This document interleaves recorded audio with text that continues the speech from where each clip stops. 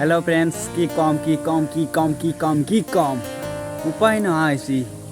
আপোনালোকে থাম্বনেল চাইটো গমে পাইছে মোৰ আৰ ইউটিউব ভিডিও বনাবলৈ অনিচ্ছা লাগিছে আৰ মোৰ ইউটিউব ভিডিও বনাই সেই কাৰণে ভাবিছো আৰ ইউটিউব মই বাদে দিম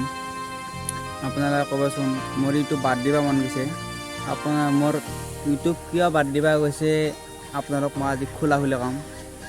মানে মোৰ কথাখিনি কবাই দিনা এই হাগ এটা পাৰবা দিছি মানে মোৰ আজি ইউটিউব বাদ দিবা কিয় মন গৈছে আজি আপোনাক মই খোলা কম মই লাজ নকৰোঁ মানে কি হল ভিডিও যেতিয়া আপলোড দিম ভাল লাগে মোৰ ইউটিউবত ভিউ আহিব 1K 2K 500 800 এনেকৈ ভিউ আহিব মোৰ ভাল লাগে আগতে আহিছিল দুমাহ মান পিছত এতিয়া আকৌ মোৰ আৰু 30টা 32টা এটা 5টা 35টা 60টা এনেকৈ ভিউ যায় আৰু মই এনেকৈ ভিউ আহিলে মই ভিডিও বনাই কি কৰিম বহুত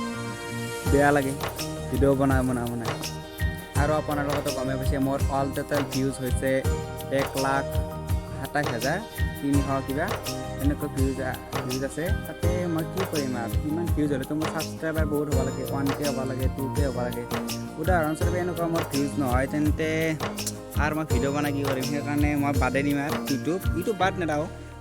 মই লাগে মই শৰ্ট ভিডিও দিম কিছুমান টেকনিকেল ভিডিও দিম